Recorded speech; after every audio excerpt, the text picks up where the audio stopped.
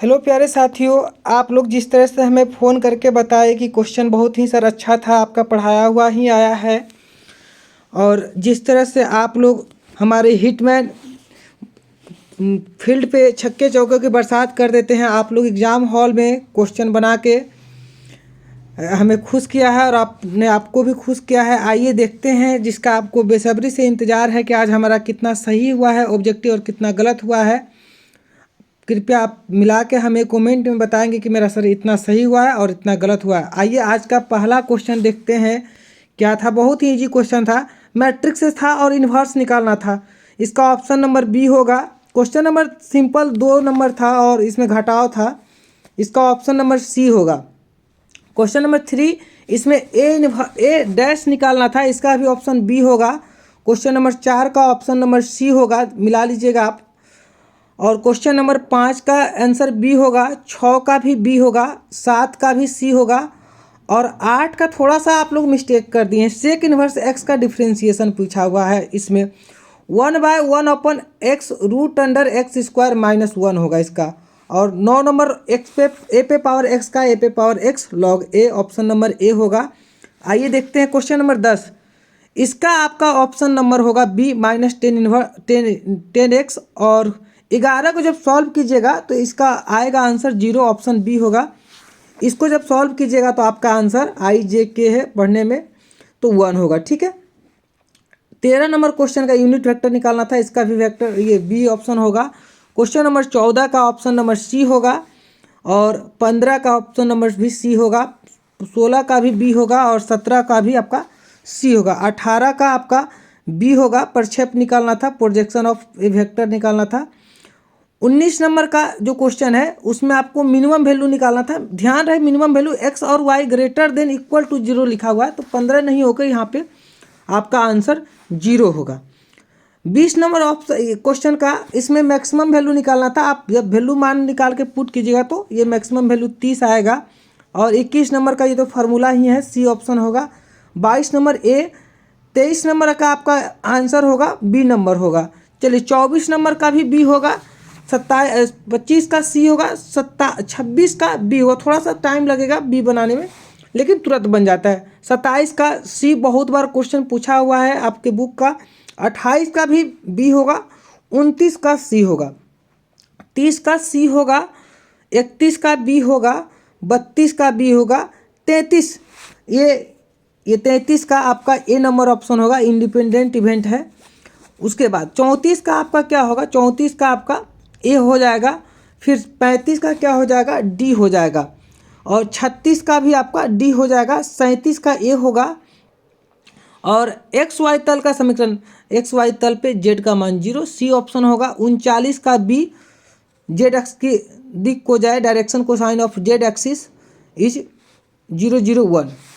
40 का ए और 41 को सॉल्व कीजिएगा तो 1 आएगा। 42 का होगा 18, सी ऑप्शन। 43 का ऑप्शन होगा 0, आप इसको सॉल्व कीजिएगा। फिर 44 को सॉल्व कीजिएगा 46, ठीक है। 45 का क्वेश्चन का बी ऑप्शन होगा। और ये आपको onto function F A बराबर एफ बी आपको बताया गया था, तो ये इसका ऑप्शन बी होगा। और ये एक स्क्वायर मैट्रिक्स है तो इसका ऑप्शन ए होगा। एम बराबर एन बताए थे कि रो और कॉलम सेम होता है। 48 नंबर में क्या होगा आपका, 48 नंबर में मल्टीप्लाई कीजिएगा 3/3 का आएगा, ऑप्शन ए होगा। 49 नंबर क्वेश्चन बहुत ही अच्छा क्वेश्चन है, आप इसको ध्यान से बनाते तो फिर दिक्कत नहीं होता, इसका ऑप्शन ए होगा। ठीक है। 50 का ऑप्शन क्या होगा, 50 का भी ऑप्शन ए ही होगा। 50 51 डायरेक्शन रेशियो दिया हुआ था, दोनों एक दूसरे का क्या है, परपेंडिकुलर है, तो ये दोनों का गुणनफल का योगफल क्या हो जाएगा, 0 हो जाएगा। ठीक है। 52 नंबर क्या दिखा है, डायरेक्शन कोसाइन लिखना है, तो आप इसका जब निकालिएगा मैग्नीट्यूड तो कितना आएगा 35 और इसमें सबको भाग कर दीजिए तो निकल जाएगा, दिख को जाए। 53 नंबर, 53 का 1 नंबर होगा क्योंकि समतल प्लेन और समानांतर प्लेन लिखा हुआ, पैरेलल प्लेन लिखा हुआ है, तो डायरेक्शन कोसाइन जो होता है दोनों का सेम होता है, या डायरेक्शन रेशियो बोले तो दोनों का सेम होगा यहाँ पे। चलिए आगे चलते हैं। 54 का क्या होगा, सी नंबर होगा। 55 का बी होगा। 56 का क्या होगा, 2 होगा। फिर 57 का क्या होगा, बी होगा। 58 का क्या होगा आपका सी होगा, फिर 59 का बी होगा, 60 का क्या होगा ए होगा, 61 का डी, 62 का क्या होगा भाई 62 का बी होगा, 63 का बी होगा, 64 का सी होगा, 65 का बी होगा, 66 का बी होगा, 67 का ए होगा, 68 का सी होगा, 69 का बी होगा, 70 का ए होगा, 71 का ए होगा, 72 का बी होगा, 73 का ए होगा, 74 का बी होगा, फिर 75 को सॉल्व कीजिएगा तो ए ऑप्शन होगा एक, 76 का डी, 77 का बी, 78 का सी, 79 नंबर का ए, 80 का आप देख लीजिए दोनों का अंतर कितना है, दो, सिर्फ एक ही ऑप्शन में है तो सॉल्व बिना किए हुए भी बना सकते थे।